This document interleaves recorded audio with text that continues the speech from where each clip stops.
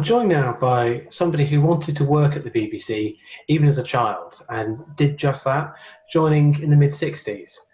And from there, he worked across all sorts of well-known series and more recently lectures not just about his time at the BBC, but also the art of photography and cameras. So I would like to introduce Bernie Newman. How are you? Fine, thank you.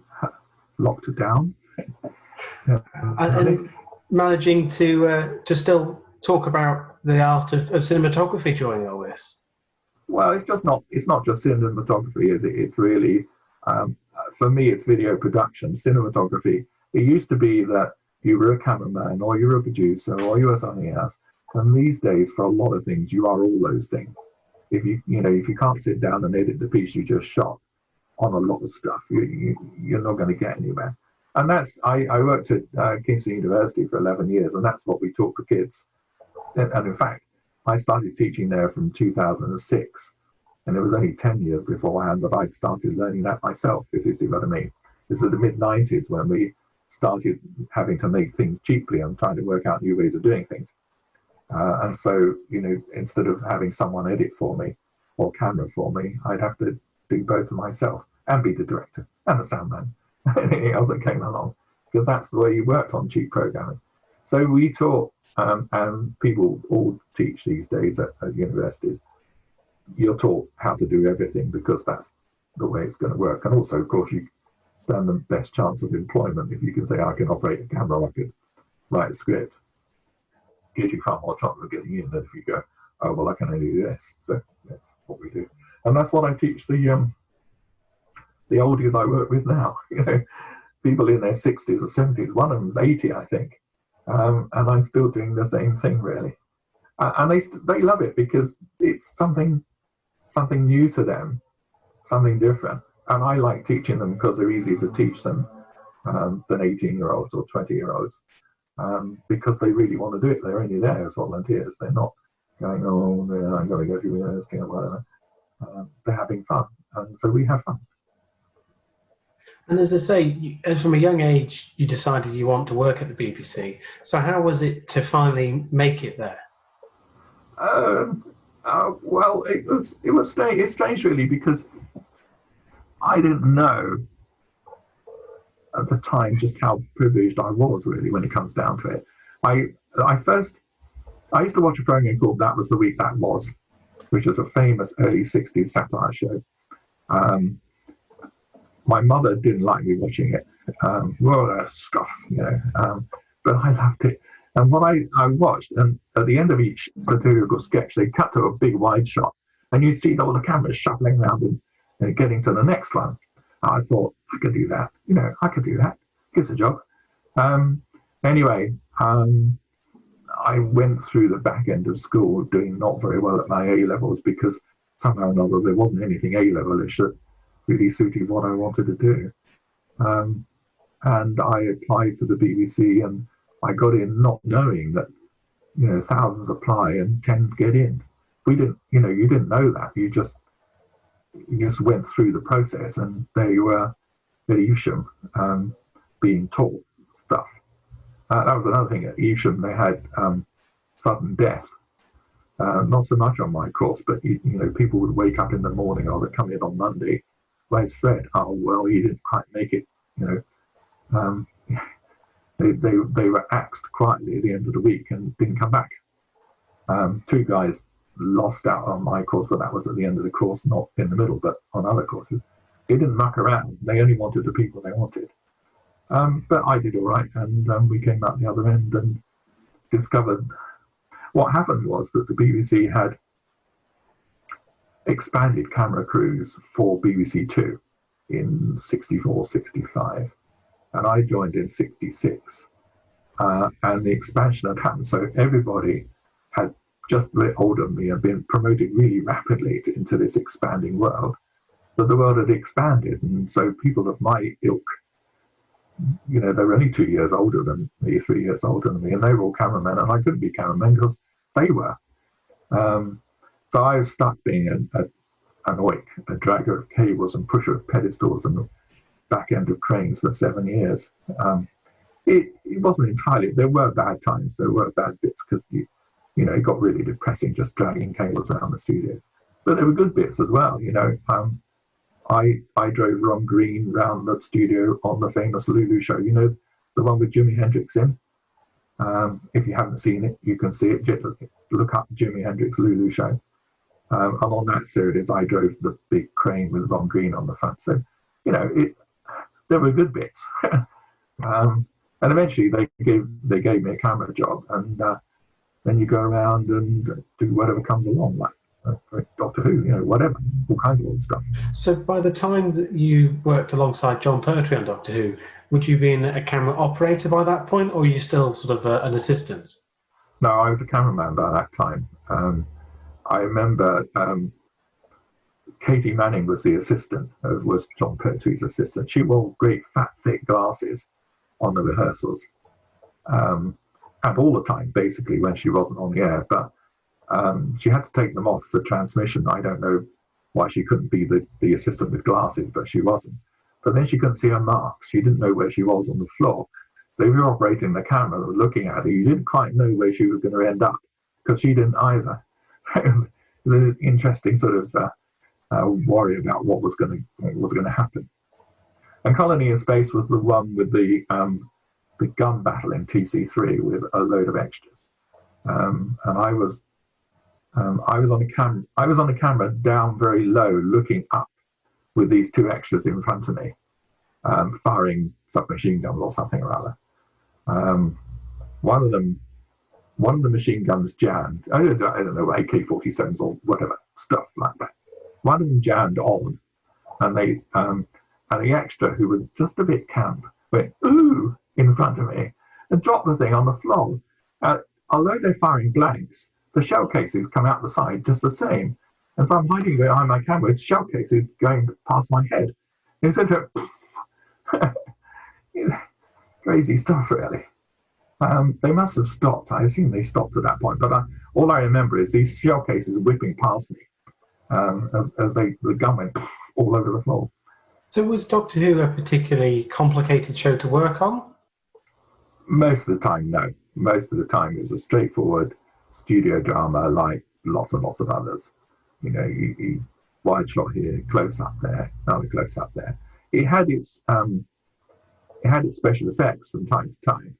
There were special effects in it, but there were in other programs as well. I worked on Hansel and Gretel, big opera, TC1, with half the studio was blue, and there was a boat on the floor in the middle of the blue with two singing ladies in it, and they had to be piloted. They had to go along a tunnel, and the tunnel was just a long model, and I had to keep them on the surface of the water as they went along the tunnel.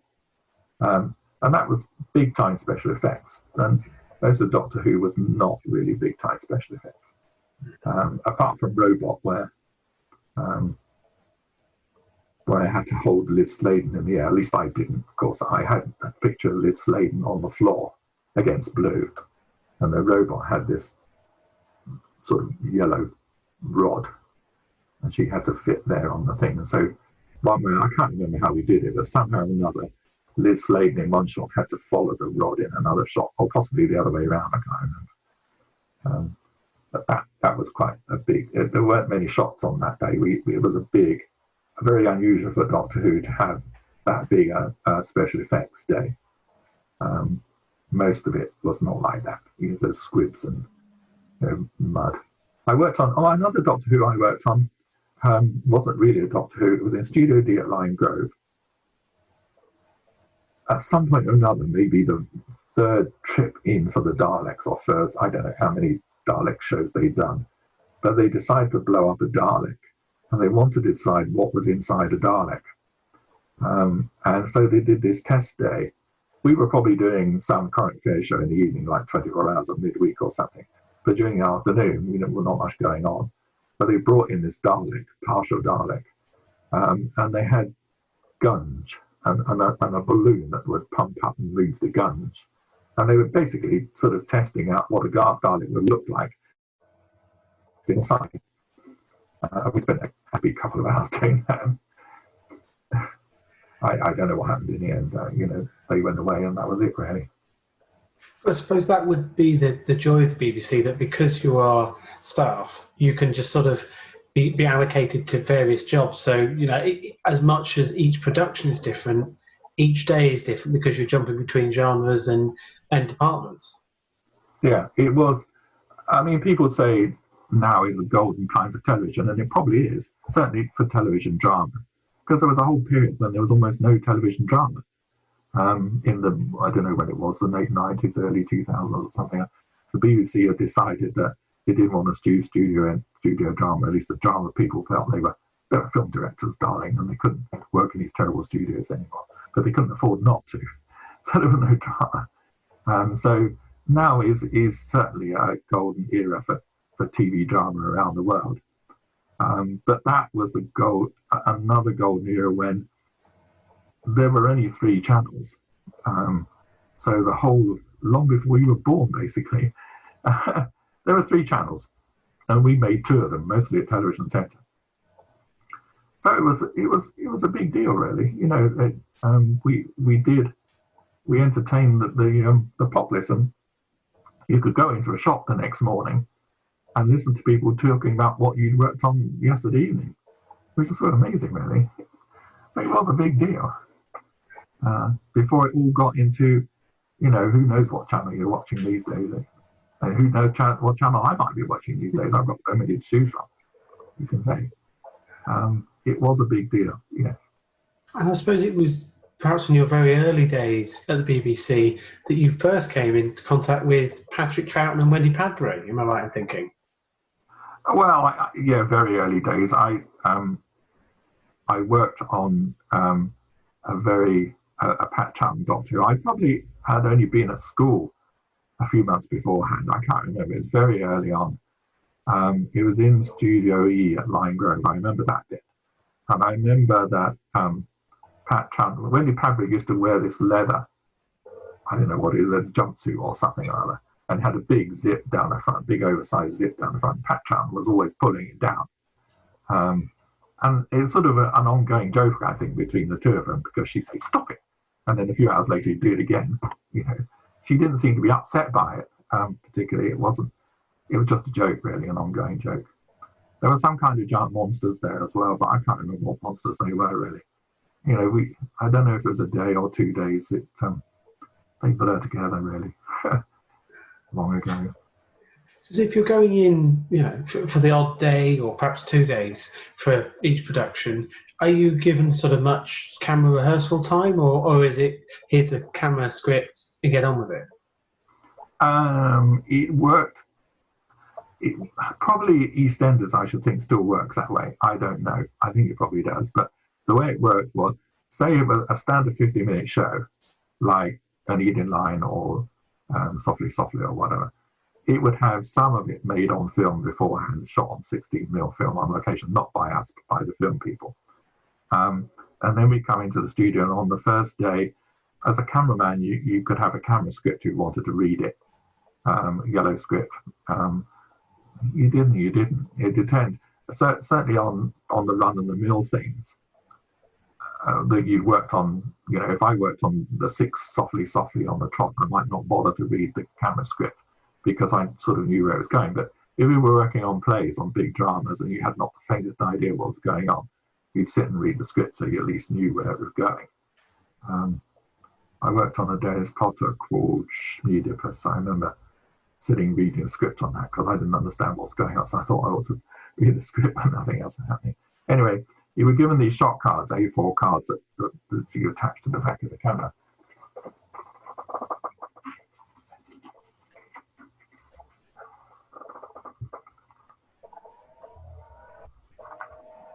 So you had these shot cards, just he said there, and they were on a clipboard at the back of the camera, and you annotated it yourself. So you'd take a shot, or you'd line up the shot. You say BCU Barlow, for instance. I've still got those somewhere. Other. Big close up of Stratford Johns as Inspector Barlow, like that. And what I would always do is handwrite a version of it myself, because it's easier to read my handwriting than and the typing was there. And quite often it wasn't necessarily what they said you were going to do in the first place, so you'd scribble that out and do something else. Or there was a movement that wasn't scripted or wasn't written down, so you'd write stuff, and we write stuff all the time on the camera cards. And on the first day of one of those, we'd rehearse all day. We'd come in at 11:30, rig the studio, start rehearsing at 2 o'clock, maybe 2:30, and with a dinner break, work through till 10 o'clock in the evening. Then on the second day, we come in at 10:30 and rehearse. And after lunch, we'd do a proper run through, generally, if things were going well. We'd start panicking a bit if we hadn't started the run through by mid-afternoon to make sure it all worked. And then we'd record at 7:30 or 7 o'clock or 7:30 in the evening. On Softly, Softly, the producer, Len Lewis, always said that next week we're going to do it live. Because he had produced, he produced Eggcast before that when it was live. And he wanted to do Softly live as well. And we always did it the week beforehand as if it were live. It was quite good because you could be in the bar at 9 o'clock. We'd start recording dead on time, whatever time it went out on BBC One. It was our last show was going out on BBC One as we were recording next week's show exactly in sync. Well, within, whatever. Which meant when we got to the end, we got to the end. It was all fouled up. There'd be retakes for Enterprises because although the BBC One version was going to go out like that unless there was a major disaster, we'd do a few card-ups for BBC Enterprises to sell around the world so there wasn't too much disastrous. But then you G-rig the studio and then what do we do now? Well, we go up the bar. And on other shows, we get to the bar at 10:30 or 11 o'clock, just before it shut. But on those, we were in the bar because we'd done it as live. It was all good fun. It was a good show to work on Softly because everybody knew each other. And the actors just amazing professionals. And sometimes they're really good directors, but mostly everybody knew each other. Everybody had fun. We got the job done. And off we went off to the bar. Because am I right in thinking that in terms of the camera side of things, you'd often be within the same group of people across jobs? You were known as a particular team. Oh, well, camera crews, yes. The BBC Television Centre had worked up to 19 camera crews by the time I arrived. They were staffed for the peaks. So there would be dull days and small days and big days. So if you were working on a major drama, everybody would be working full tilt and they'd have to get lots more people in. But on a small day, like, I don't know, play school, the senior cameraman would say, I'm not going to do this. And the juniors like me would have to zoom in through the round window or whatever. It gave us a chance to learn on smaller stuff.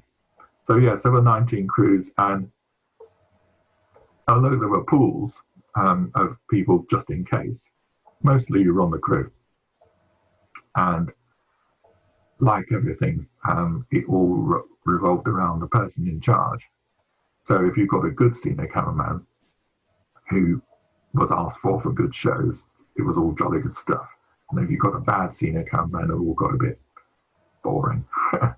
Wasn't necessarily that much fun. I was reasonably lucky. Most of the time I worked for good people. And that meant we worked on good shows and all had a good time watching. So were there any particular shows that stand out for you? Perhaps they're the most challenging, or what were the ones that really stick out for you? People ask that question, and every time one makes a different answer. It's always a different answer. It depends on what you were talking about before, and you think, oh yes, Hansel and Gretel was a big deal. We did, I think there were 6 days altogether, and we only did 3 of them, which is sort of irritating, but it's something to do with crew hours. You can't do any more hours than this. We said, we'll do it. No. Well, you're not allowed to do the other 3 days. And TC1 was a forest, where with the Hansel, with the wicked witches, please place in the middle. I remember Dad's aria. I can't remember why Dad had an aria. Hansel and Gretel's dad had an aria, which required required him to go from those big doors out onto Shepherd's Bush Green, backwards through the forest to till somewhere around the front of their house, which was half a studio away. And I was on the camera that had to track back and go with him as he walked. The downside was dramas used to have people called repetiteurs, or sort of operas, because the orchestra was in another studio, and there were monitors showing the conductor. And what they had was a chap who would stand there following the conductor. My repetiteur next to me didn't understand that the world was looking through my camera and he wasn't as important as that. And we kept on getting in the way. So in the unlikely event you ever see that on, you hear just a voice say, "Get up." And you can hear it quite clearly, "Get up," because he trod on the cable and I couldn't move. Now, there was a choice really, an instant choice between Bernie says "get off," which I would never do normally because, you know, you're making a noise, or everything grinds to a halt because cameras go like that, and 100-piece orchestra stops, and, you know, VT, all that stuff. So actually it's on there. You could probably get rid of it these days, but you couldn't. So yeah, that stood out, I suppose. What else stood out? Elections were quite good fun because you worked right through the night. You know, the crew hours didn't matter on elections. If you were crewed on for the evening on the election, you just worked through the evening and through the night. And, you know, I remember on an OB eating steak sandwiches as the sun came up at Smith Square, but at Television Centre, they had a studio put aside for everybody to go and sit down, take it easy for snooze now and then. You go back and do more. But you probably were there till sometime middle of the next afternoon. So would it have been by that point you were working in presentations as well? Oh, presentation was a job we did on the side. Presentation was 2 studios on the 4th and a half floor behind the lifts. And camera people were allocated there for 3 months. So you went up there and did 3 months work. We did something called the AP shift after Alexandra Palace, which goes Monday, Wednesday, Saturday, Sunday, Tuesday, Thursday, Friday, Monday, Wednesday. So you knew when you were working, which means that in my diaries they create gaps where I got sent to press because I knew when I was working. I didn't have to write down what it was because normally in tech ops you worked 4 days a week, any hours, any days. You never, well, you did know, but you know what day it was or what hour it was didn't matter. You just were scheduled. But you were sort of locked into the system going to press. So I worked up there as a cameraman on a number of times. And there came a point on cameras, and when I finally got to be a cameraman, I sort of wanted to do more, really. You know, I could do that sort of idea. You know, it took 7 years to get to do it, and then I thought, well, I can do this. It's not a challenge anymore. It was from time to time, but mostly it was not a challenge anymore. It was fun. There was no challenge. And in presentation, a problem getting out of cameras was mostly people didn't have degrees. If you were a cameraman, you joined straight from school. So it was difficult to say join the science department, which I would like to have done, because I didn't have a science degree or any other degree. So they didn't look at people like me. We were a bit oiky, really. That was true in Prez as well. But I worked with the people making the trails. And I thought, well, I can do this. And it's you had to be quite close to the technology to make trails because you did your own vision mixing, and trails required an understanding of the technology to get the best out of it, to do arty things. Whereas normally most of that stuff was in other departments farmed out to special people. It wasn't in Prez. So you had to be, anyway. So I tried to sell myself to them, and it didn't work very well to start with. But after about 3 tries, they let me in. And then I was the fastest to producer ever. It was one of those things, really, where they finally let you grudgingly in, even though you haven't been to Oxford or Cambridge. And then discover that 11 years actually working in television is quite useful, really, in that sort of situation. And I was a producer running a team within 2.5 years, which was faster than anybody had ever done before. I thought, well, I should just show you. And most of that was good fun. I did that for quite some time, one way and another, with trips here and now, and making stuff. You know about my trail for Hitchhiker that's been taken off YouTube. And Hitchhiker's Guide to the Galaxy was, of course, a radio program to start with. And when they ran the second series, they repeated the first series and then ran the second series. Anyway, they put it on the front cover of Radio Times. Now, we did a trailer for Radio Times every week, which was, you were supposed to advertise the Radio Times through its programming, because you weren't really allowed to advertise anything at all. So we'd say, oh, by the way, it's in Radio Times. And we did that. Each promotions team worked a cycle that ran 4 weeks, a week off to recover, and then 3 weeks, and the third week was all the programs you were training. And we had to make one of these every time. And I thought I could have cheated and just done something else, but I thought, here's a challenge. I'll make a Radio Times trail for basically a hitchhiker's trail, a trail for Hitchhiker for a program that's only on the radio. So there's no visuals. And so it was interesting. We filled around. I got one of the graphics designers to stencil "Don't Panic" on the side of a large prism. And I had some other prisms and lots of lights and wobble boards and smoke in the studio and stuff like that. I didn't know that smoke in presentation, if you had smoke in the studio, it went everywhere else as well. And someone outside was saying, fire, fire. But it wasn't, it was just that. Anyway, I did that. That went down well. Peter Jones did the voiceover for me. I went to the Hitchhiker studio where they were making series 2, and Peter Jones did the voiceover for me. It went out and that was it. But I liked it, so I stuck it on a roll of Philips videotape, those ancient Philips cassettes.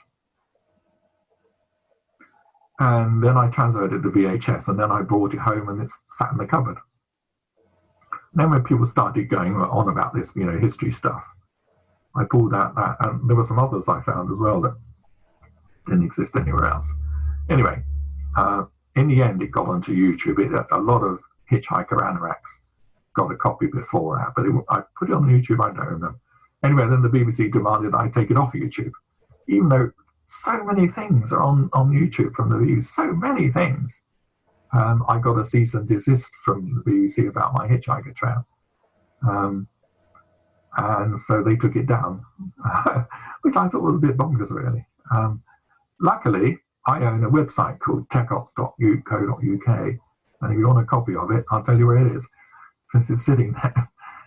So the presentation side of things, you very much sort of were left to your own devices then to, we need an end product, but how you devised it was left to you, am I right in thinking? Largely, yes, very largely. We had a style of doing things, obviously. Most of it, because there was enormous pressure to get it done. There wasn't enough time to do the things we were asked to do. So the large majority of trails we made were clips from the programs. We didn't have advertising budgets like they do now for the loads of money stuff. And actually, I have to say, I think it's wasted money, frankly. I think clips from the programs, the way it works. You want to watch a program? Look, this is what's in it. Take it or leave it. It's on at so-and-so. Because if you start making arty things, nobody bothers to watch. They're not looking. And that as soon as you start making trails, that's true because, I ring up my mum. Were you watching BBC One last night? Yes. Do you see my trail for so-and-so?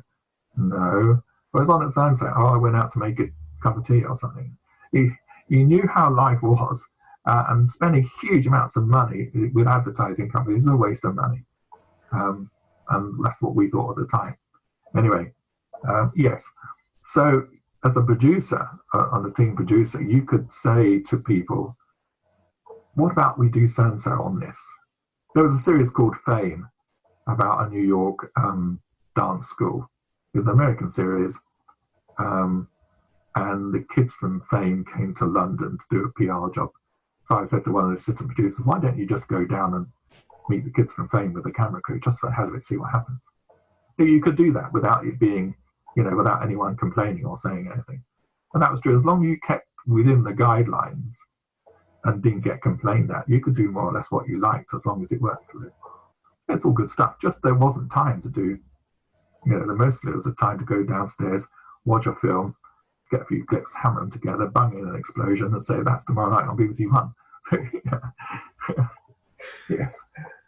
And am I right in thinking that whilst you were working presentations, you had some involvement with the creation of Philip Schofield's Broom cupboards?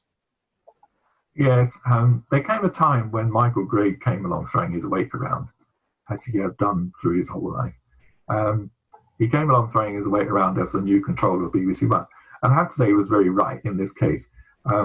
Children's presentation consisted of an announcer behind the globe saying, now the penultimate edition of whatever, something or other, and after this there'll be so-and-so, all very po-faced BBC, which is fine for mid-evening on BBC One, but kids-wise it didn't work that well.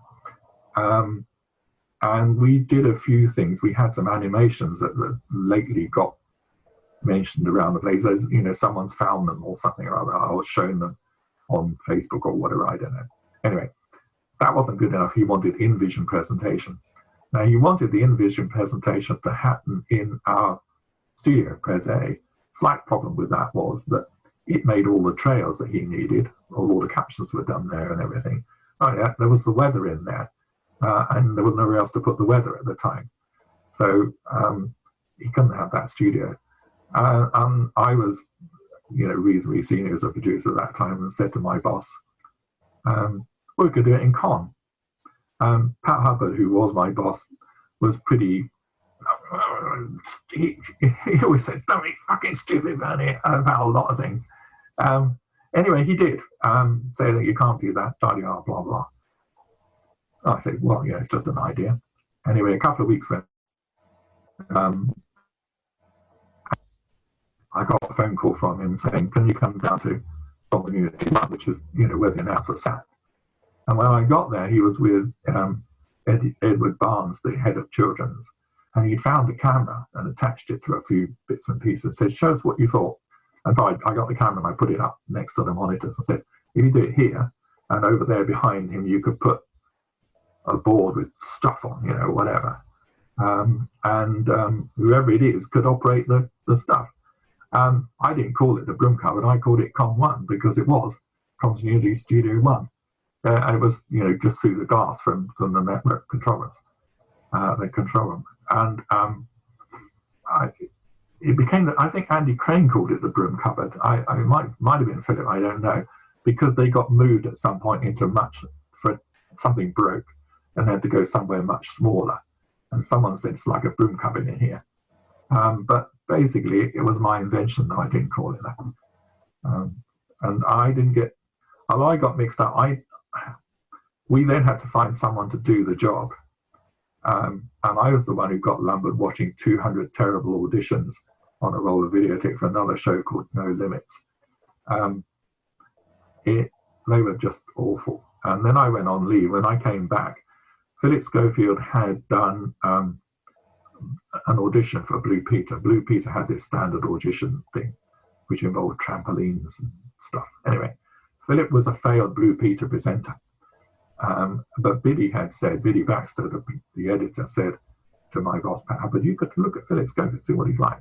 And Philip got the job. And so by the time I came back from my 2 or 3 weeks off, it was sorted and, he got the job, but it hadn't quite happened yet. And so he went on the air and it worked a treat. One way and another.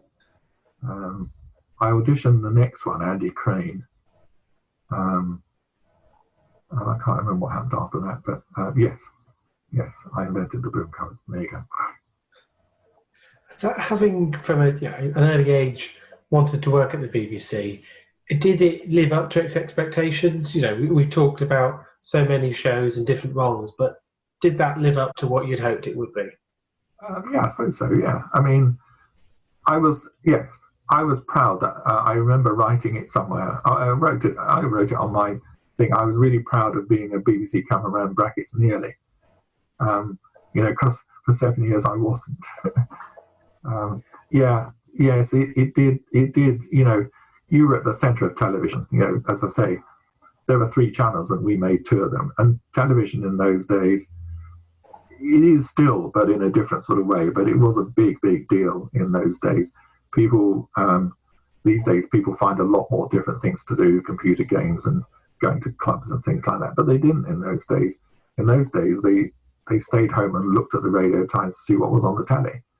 And what was on the telly was what we were making.